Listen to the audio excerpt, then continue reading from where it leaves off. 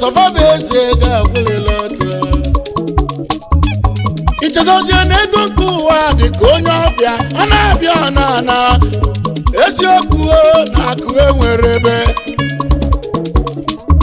n'ụka ego mmadụ one ndị nyere aka ọgaranya bụrụ n'ọnụ ife onye memụrụ keji ama odogwu mgbe aka nkụrụ m ịgba kenezie ndị ego fa nwere sọnị ndị agụba gbara na akụfa chiri echichi na mba bụ afamefuna ndị aga marụ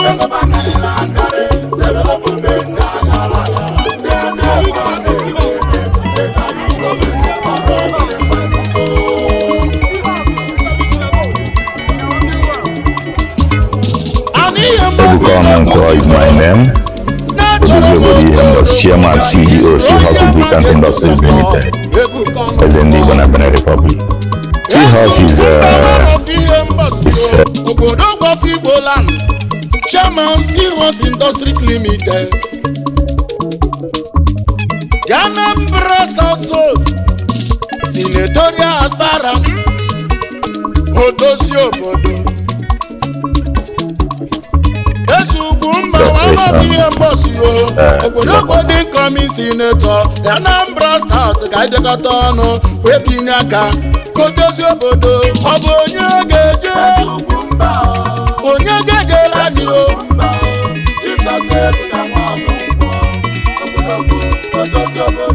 Yesendi bona Benin Republic Odogwu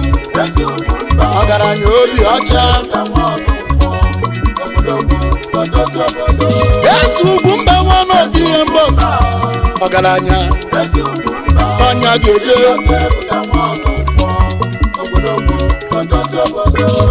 Una furu His Royal Majesty Chief Dr. Ebuka Onunkwo Yesendi bona Benin Republic Odogwu Oyi mmadụ nchana ọnya geje the choice of our people UGWUMBA n'ọnya geje rila Abuja ife chidere n'odewe ya na mgbagha dịrọ ya ndị banye na na-esi n'ụlọ dịrị na mma mwepụba n'ezi ịchọrọ maka onye si eme iburu ụzọ jụọ ụmụnne ya maọbụ ndị agbata obi ya ịnụrụ ya ya ka anyị ji wekọrọ ịba n'obe kwụsịgo n'IHEMBOSI ejebe na nkoko odogwu for more investigation no be the super high chiefs and Dr. Ignatius Ihechukwu dere nnobịa anyị IHEMBOSI ọhamadike nke izizi n'IHEMBOSI eze n'ụwa ọchịagha number 1 na Mary the Queen n'IHEMBOSI ọgaranya the chief executive officer Nova Soil and Gas ọgaranya una m ife ọgbara anyị na saịnị godogwu UGWUMBA n'ọnya geje Abuja wee weta oke ndị kwụsịgo Nnewi North and South Ihiala na Agụata Orumba North and South Anambra South constituency obodo gbo n'ọnya geje ịnọchite anya anyị obodo kwelugo onye gejela gị ọgaranya His Royal Majesty Chief Dr. Ebuka Onunkwo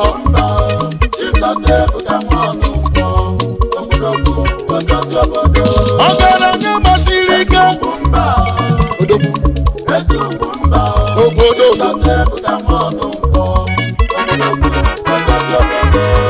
anyị webugharị gbajebe odogwu for more investigation the super high chiefs are meant to sumbọnụ akụ na-esi obi kewa of IHEMBOSI ọnwa tibe ije agụba ngwọrọ Babadudu na-ekwusigo Babadudu ndị Anambra Babadudu ndị Igbo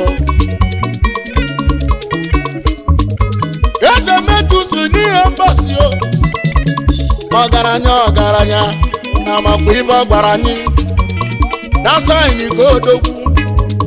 is unopposed. Owo onye ga-ejela gị ọgaranya His Royal Majesty Chief Dr. Ebuka Onunkwo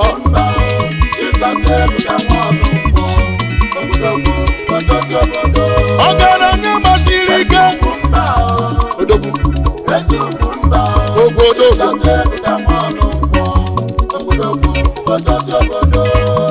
anyị eburu ịgba wee banye na bodogwu IHEMBOSI for more investigation. The Super High Chief UGWUMBA Nwamazi ọgbakọgụ n'IHEMBOSI ọchịagha n'IHEMBOSI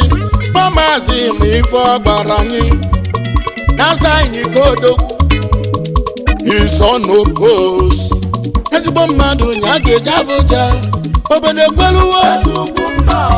ọgaranya odogwu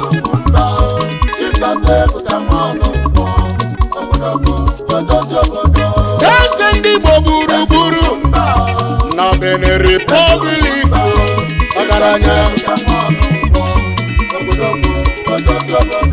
His Royal Majesty Chief Dr. Ebuka Onunkwo odogwu nwa obodo jiri dị ebube anyị wee bugharị ịba n'ọbọ Rifte na-ekwusigo local government ka ịbanye na bodogwu the Super High Chief Sir Dr. Emeka Ofo Sir Mmadụ Njọ ọga ndị ọga ezi Igbo gburugburu mba ọga mmadụ ncha Executive Chairman Drone Group Oil and Services ọgaranya for more investigation. Unu ma ife ọgbara anyị na sign godogwu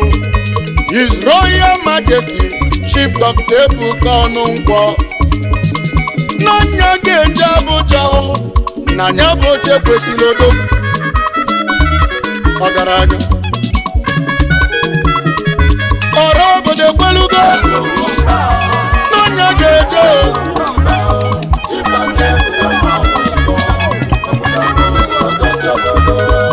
Eze Ugwumba one of IHEMBOSI odozi obodo n'anya ga-eje Abuja Chief Dr. Ebuka Onunkwo anyị ebugharị ịgbajebe ọsọ ụbụrụ na-ekwusigo wee bata na Odogwu. The Super High Chief Dr. Sir Kenneth Ejiofor Ifekodo OFR ife ọsọ ụbụrụ niile agbala nze na-ekwusigo nze ọsọ onye Kachukwu Group Managing Director Chief Executive Officer Diamond Leaf Limited an entrepreneur philanthropist par excellence ọgaranya for more investigation onye ga-ejere anyị Abuja una ma ife ọgbara anyị na sign godogwu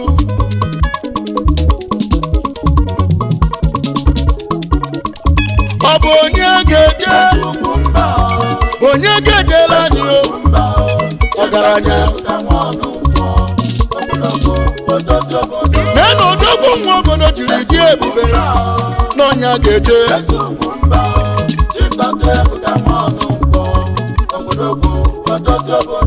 His Royal Majesty Chief Dr. Ebuka Onunkwo ọgaranya anyị ebugharị ịgbaje ebe agọta ejebe Kulobia wee bata na bodo n'obi Super High Chiefs jeje Ezokafọ Esuto one of Agota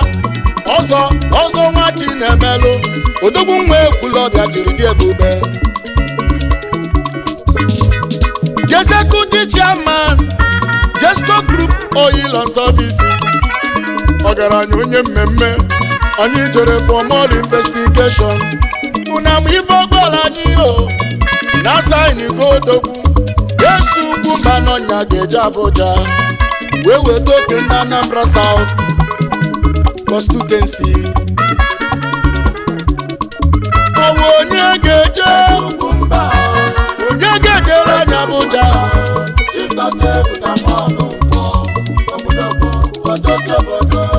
His Royal Majesty na nyabo oche tiri gị o ọgaranya UGWUMBA one of IHEMBOSI odogwu ọgaranya anya Buhari gbajebe ihe ala local government area wee bata na Nọkịja n'obi ọgaranya n'obi dị Super High Chief Dr. Satan Chukwu Dozie Akudo Nọkịja the Chief Executive Chairman Dozie Group Oil and Services ọgaranya anyị jere for more investigation unam ife gwara anyị o na sign go odogwu His Royal Majesty Chief Dr. Ebuka Onunkwo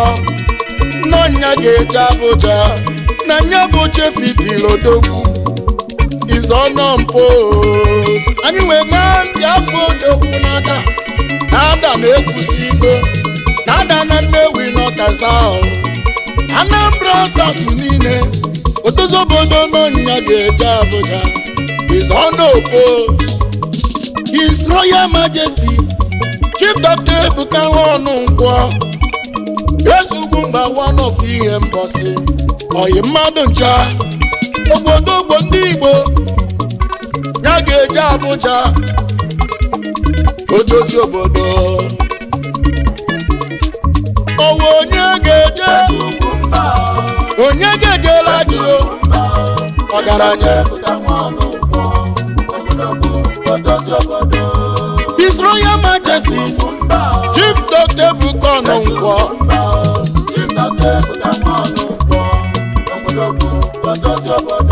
ọgaranya gbasiri ike odogwu obodo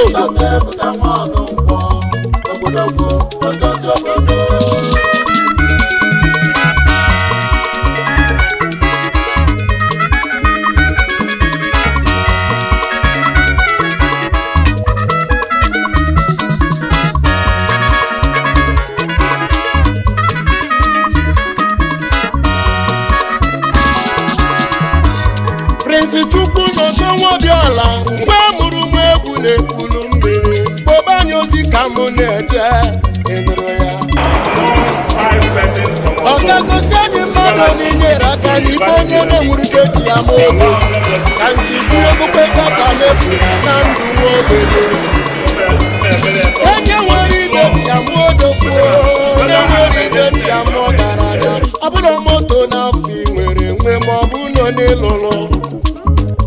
kama nwa ogbenye onye ka ị nyere aka ọ bụla odogwu ịnụrụ ya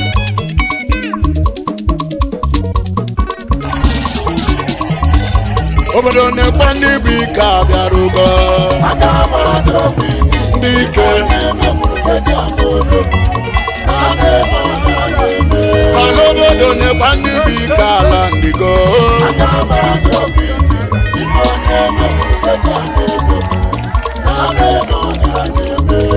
oyibo nụrụ ife ịgba na-ekwu inugo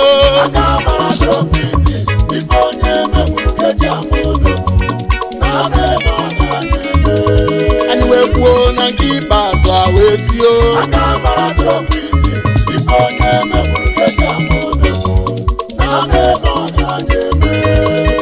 summarize go kwuosio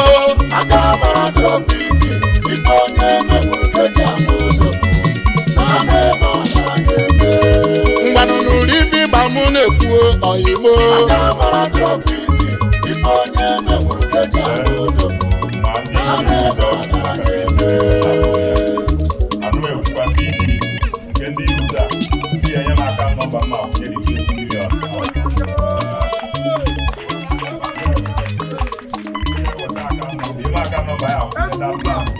that 20 million akwụ ya this night ka ihe ọbụla anyị ji ya dịka ebido na-eme maka mmadụ 20 ahụ maka ọnwa asị a na-ekwu so then nke education 10 million education ọkwụ unu ji unu ka aka na-echekwa maka nchọ unu na-egbu oge achọ m in the next 10-20 years ka enwee thousands of graduates from IHEMBOSI. So nke ọbụla ekwu si gbapụ ya ọsọ ka ewepụ nke anwa asị onye akpala ọpụọ